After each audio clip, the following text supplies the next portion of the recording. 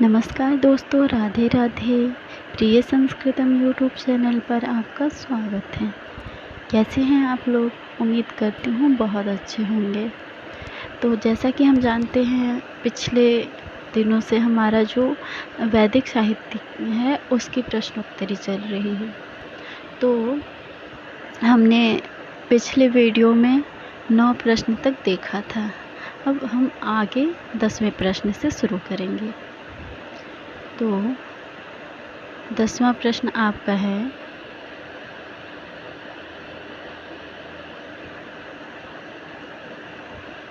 श्रिये गावो न धेनवोन्वन्त मंत्रांशोऽयं कुत्र वर्तते। यह मंत्र जो है कहाँ से लिया गया है? हमारे संस्कृत सिलेबस में कुछ सूक्त भी लगे हुए, समाज सूक्त भी लगे हुए हैं। तो बताइए ये किस सूक्त से लिया गया है यह मंत्र? तो यह मंत्र आपका पुरूरवा उर्वशी संवाद सूक्त से लिया गया है। पुरूरवा उर्वशी संवाद सूक्त से लिया गया है।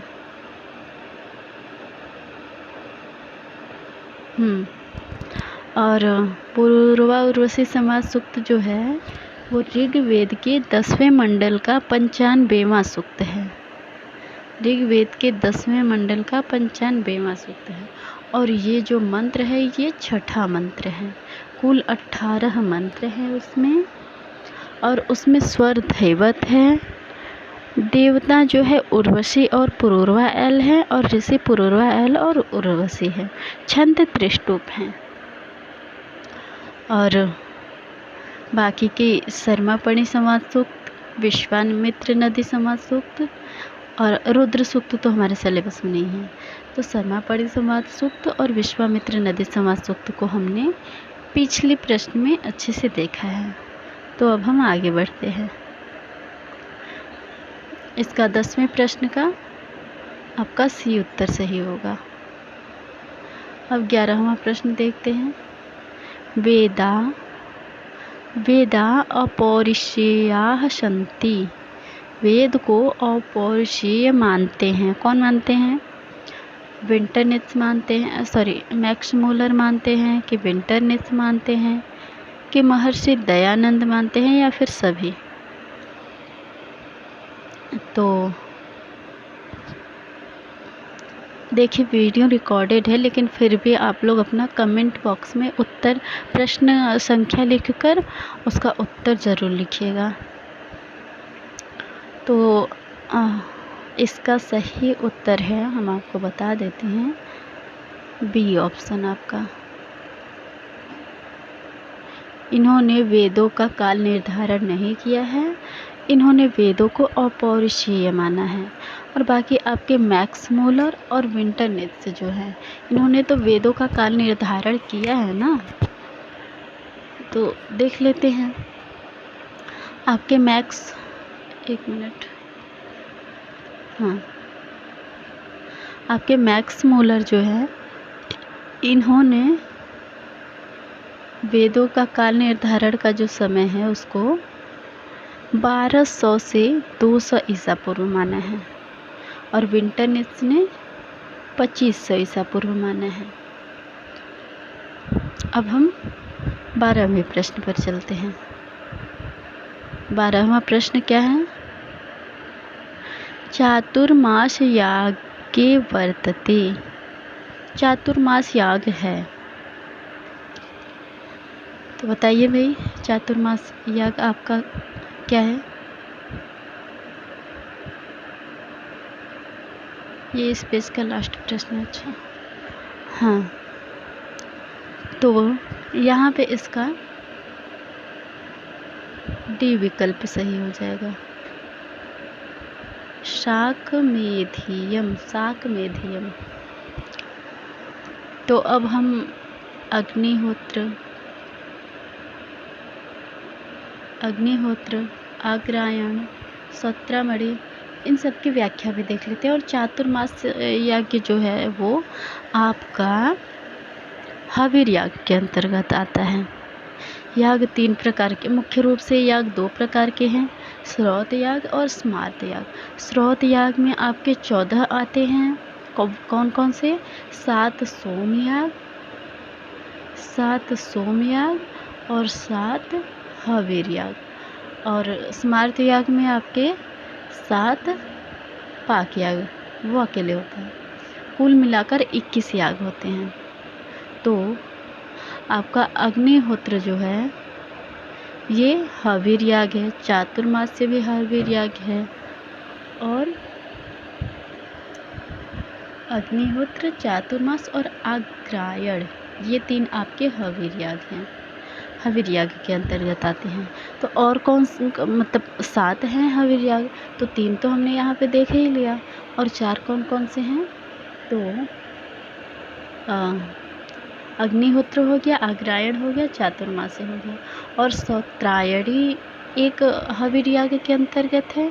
देखिए यहाँ पे सौत्रामणि लिखा हुआ है, लेकिन ये हविर याग नहीं है, सौत्रायणी हविर याग है।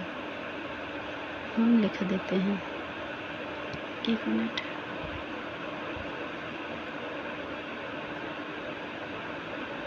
सौत्रायणी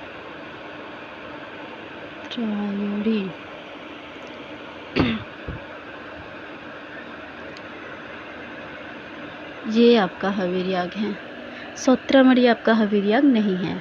तो सौत्रामणि क्या है भाई, उसको भी बात करेंगे, लेकिन पहले हम हविर याग को देख लेते हैं। चातुर्मास, अग्निहोत्र, आग्रायण, दर्श पूर्णमास, सौत्रायणी, निगूढ़ पशुबंध और पितृपिंड यज्ञ, ये आपके 7 हविर याग हैं।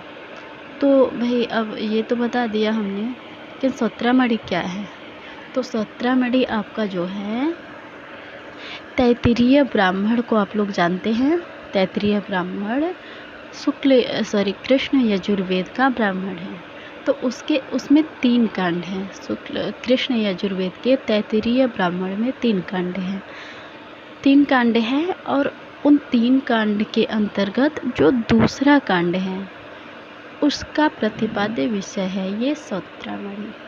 तो पहले कांड में क्या क्या है? पहले कांड में आपका अग्न्याधान, गवामयन, वाजपेय, राजसूय इत्यादि हैं। और दूसरे कांड में आपके क्या हैं? दूसरे कांड में आपके अग्निहोत्र, सौत्रामणि और उपहोम।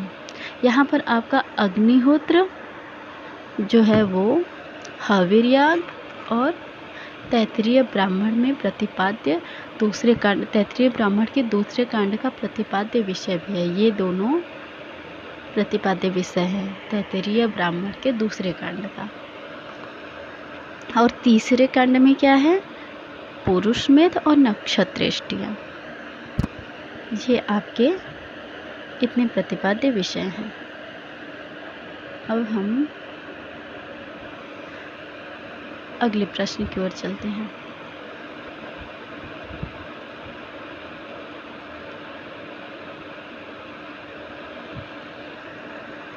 तेरह प्रश्न।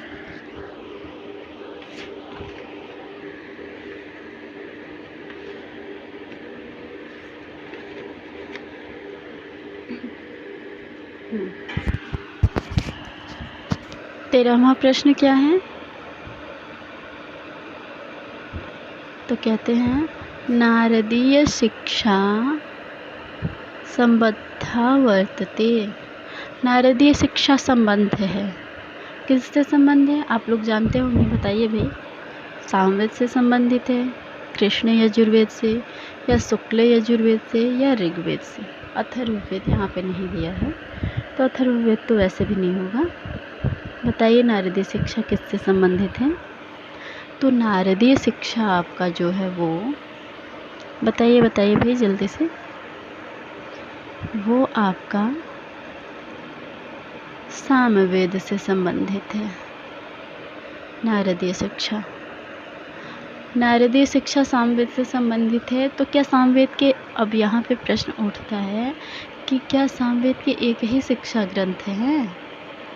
नहीं, ऐसा तो नहीं है। सामवेद के 3 शिक्षा ग्रंथ है। तो 2 अन्य कौन कौन से? एक तो नारदीय शिक्षा हो गया, तो अन्य कौन कौन से हैं? तो गौतमी और लोमसी शिक्षा, गौतमी शिक्षा और लोमसी शिक्षा। ये आपके गौतमी शिक्षा, लोमसी शिक्षा और नारदीय शिक्षा, ये तीनों आपके सामवेद के शिक्षा ग्रंथ हैं। अच्छा, तो सामवेद के हमने देख लिया शिक्षा ग्रंथ, तो लगे हाथ हम ऋग्वेद के ये दोनों कृष्ण यजुर्वेद और शुक्ल यजुर्वेद, इनके भी देख लेते हैं। तो सबसे पहले हम ऋग्वेद का शिक्षा ग्रंथ देखते हैं। हमने जितना पढ़ा है, हमें ऋग्वेद के कुल 5 शिक्षा ग्रंथ मिले हैं अभी तक। 5 शिक्षा ग्रंथ कौन कौन से हैं वो? पाणिनीय शिक्षा, स्वरांकुशा शिक्षा, षोडश श्लोकी शिक्षा, सहस्रीय शिक्षा और पिछली शिक्षा। यहाँ पर सहस्रीय शिक्षा जो है, ये आपका जो जून वाला एग्ज़ाम जो कैंसिल हो गया, उसमें पूछा गया था कि यह किस वेद से संबंधित है। इसलिए शिक्षा ग्रंथों को भी हमें बहुत ध्यान से देखना चाहिए। तो सारे शिक्षा ग्रंथ को, पिछली शिक्षा भी आपका ऋग्वेद का ही है। देखने में तो लगता है कि अथर्ववेद का होगा, लेकिन ये ऋग्वेद का है। अब हमने सामवेद और ऋग्वेद देख लिया। अब हम यजुर्वेद में आते हैं। यजुर्वेद में भी सबसे पहले, यजुर्वेद के 2 विभाग है, कृष्ण यजुर्वेद और शुक्ल यजुर्वेद। तो हम सबसे पहले शुक्ल यजुर्वेद की बात करते हैं। शुक्ल यजुर्वेद के हमें 4 शिक्षा ग्रंथ प्राप्त हुए हैं। कौन कौन से हैं? तो याज्ञवल्क्य शिक्षा, वशिष्ठ शिक्षा, कात्यायनी या पाराशरी शिक्षा और माध्यन्दिनी शिक्षा। और कृष्ण यजुर्वेद की बात करें तो इसमें हमें 7 शिक्षा ग्रंथ मिलते हैं। कौन कौन से हैं वो शिक्षा ग्रंथ सातों? तो भारद्वाज शिक्षा, शंभु शिक्षा, व्यास शिक्षा, कौहलीय शिक्षा, सर्वसम्मत शिक्षा, आरण्य शिक्षा और सिद्धांत शिक्षा। ये आपके 7 शिक्षा ग्रंथ कृष्ण यजुर्वेद के मिलते हैं। और अथर्व, अब भाई हमने सामवेद देख लिया, ऋग्वेद देख लिया, यजुर्वेद देख लिया, तो अथर्ववेद हमारा बचता है। तो हम लगे हाथ उसको भी देख ले, क्यों छोड़े भाई, उसका एक ही शिक्षा ग्रंथ है, तो हम उसको भी देख लेते हैं। तो अथर्ववेद का शिक्षा ग्रंथ आपका क्या है यहाँ पर? मांडुक्य शिक्षा ग्रंथ। तो हमारा तीसरा प्रश्न कंप्लीट हुआ। नारदीय शिक्षा सामवेद की है।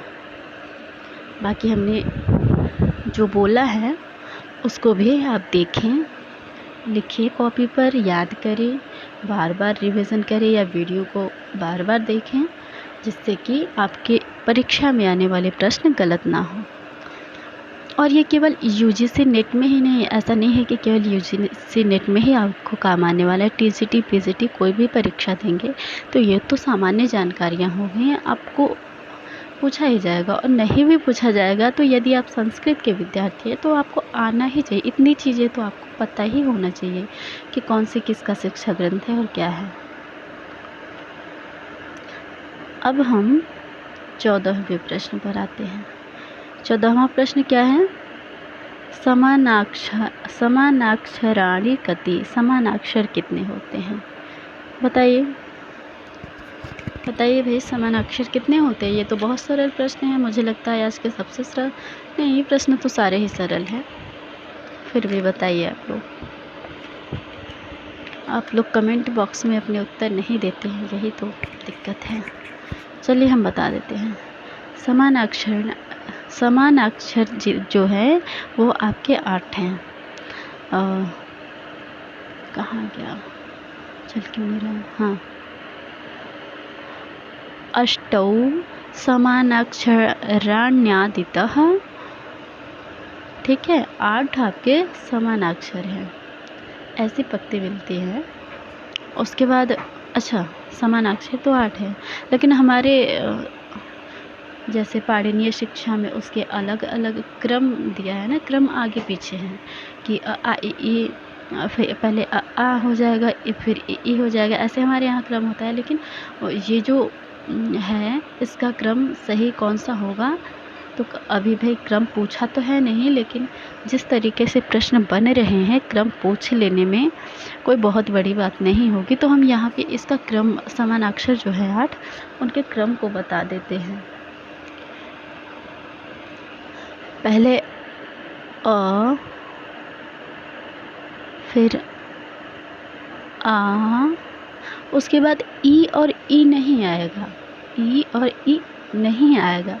उसके बाद आपका छोटा री और बड़ा री आ जाएगा, छोटा री और बड़ा री आ जाएगा।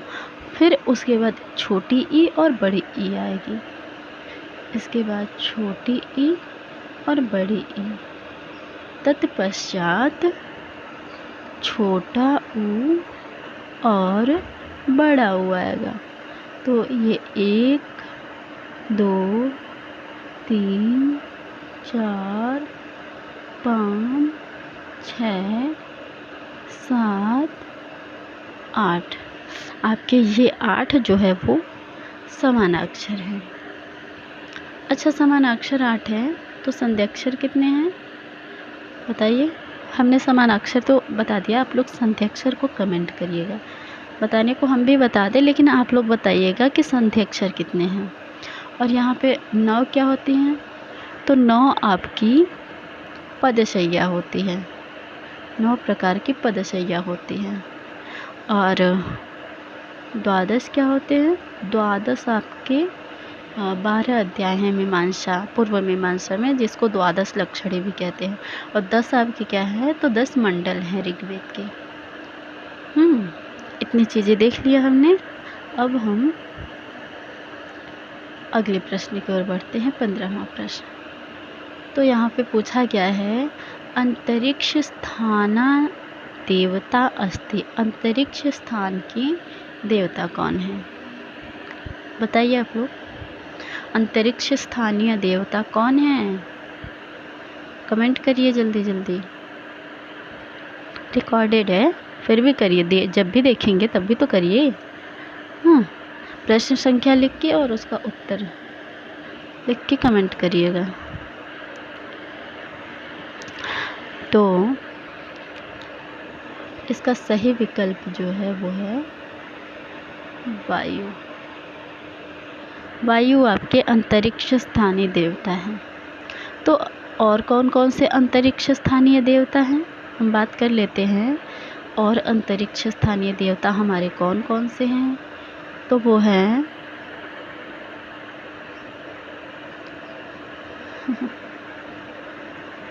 एक मिनट,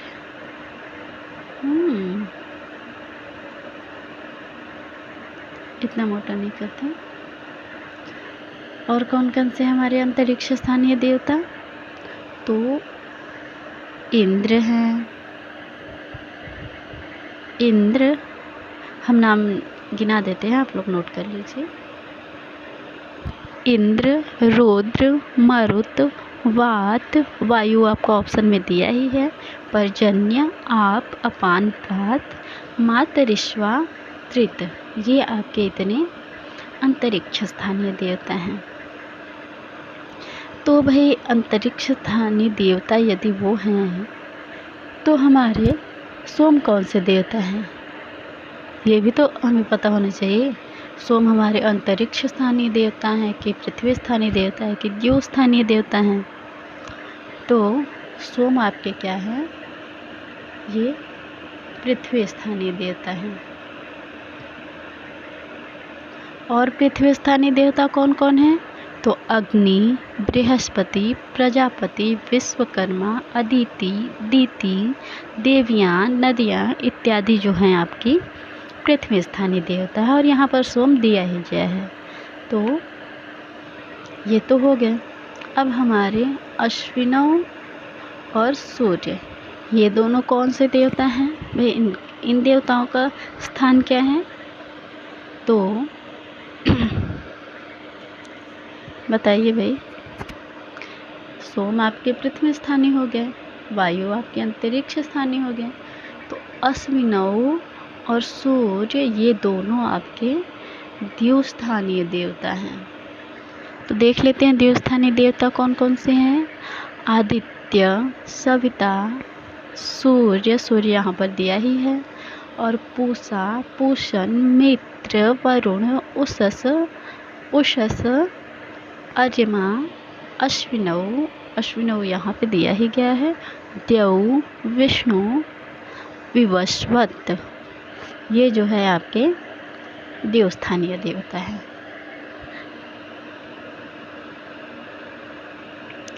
अब हम अगले प्रश्न की ओर बढ़ते हैं। यास्कीय, अगला प्रश्न क्या है। यास्कीय निरुक्तानुसारं कस्य पदत्वेन स्वीकारः नास्ति। यहाँ पे कहा गया है कि यास्कीय निरुक्त के अनुसार पद में किसको स्वीकार नहीं किया गया है। कहा गया ना चत्वारि पद जातानि, तो बताइए यहाँ पे कौन सा पद नहीं है। ये तो बहुत सरल प्रश्न है, लेकिन आप लोग फिर भी बताइए चत्वारि पद जातानि कौन सा है। आपका नाम, एक मिनट, हाँ, आपका नाम भी आता है, उपसर्ग भी आता है, आख्यात भी आता है, प्रत्यय आपका नहीं आता है चत्वारि पद जातानि में। तो चौथा पद क्या है। नाम, आख्यात, उपसर्ग, ये तो हो गया। चौथा पद क्या है भाई। प्रत्यय नहीं है तो क्या है बताइए, कमेंट करिए आप लोग। हम ही बता देते हैं। चौथा पद आपका जो है वो निपात है, और यहाँ पर सही विकल्प भी यही होगा। अस्ति और नास्ति में ध्यान दिया करिए। आपका सही विकल्प डी होगा, प्रत्यय।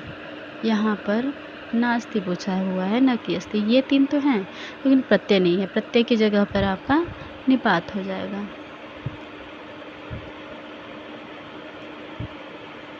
एक मिनट, कहाँ पहुँच गए भाई हम।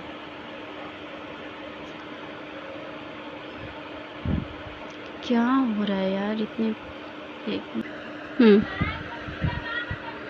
तो यहाँ पर 16 नंबर प्रश्न का विकल्प डी सही है। नाम, आख्यात, उपसर्ग, निपात आपके चत्वारि पद जातानि, 4 पद होते हैं। तो नाम क्या है। सत्व प्रधानानि नामानि, और इसके उदाहरण क्या क्या है, जैसे गो, अश्व, पुरुष, हस्त इत्यादि। और आख्यात आपके क्या है। भाव प्रधानम आख्यातम, भाव प्रधानम आख्यातम। इसके उदाहरण है पचति, गच्छति इत्यादि। और भाव के आपके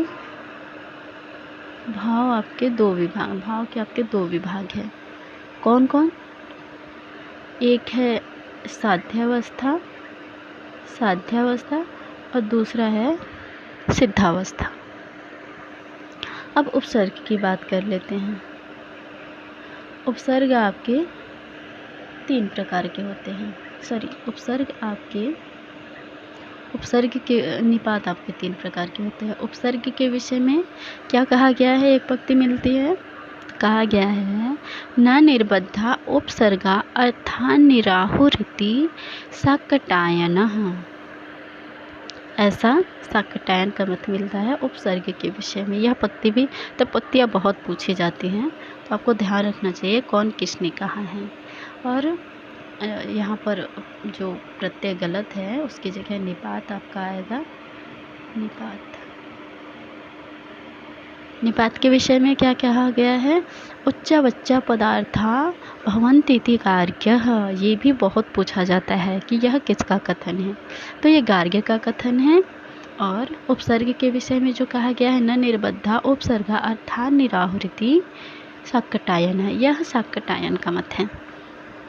तो भाई निपात के 3 प्रकार हैं। उपमार्थक निपात, कर्मोपसंहार्थक निपात और पाद पूरणार्थक निपात। तो उपमार्थक निपात कौन कौन से हैं। उपमार्थक निपात आपके उपमा अर्थ में जो निपात प्रयुक्त होते हैं वो मुख्य रूप से आपके 4 हैं। कौन कौन से। इव,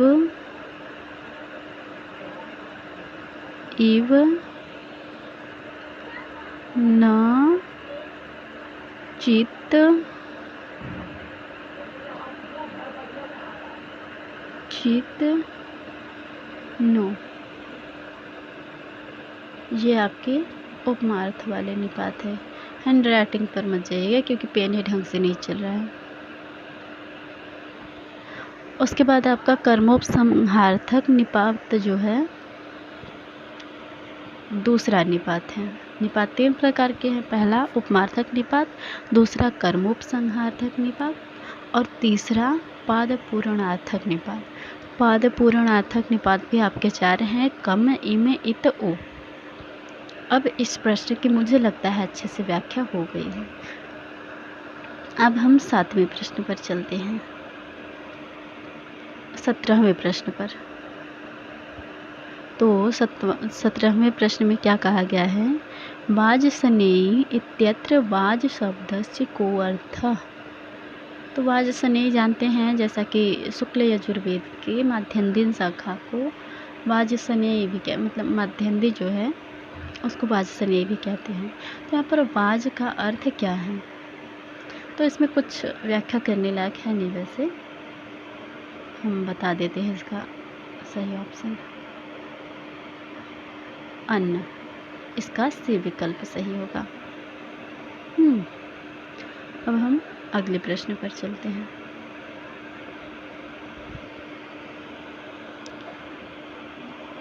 अगले प्रश्न पर चलते हैं। अगला प्रश्न तो आपका बड़ा है, मिलाने वाला है।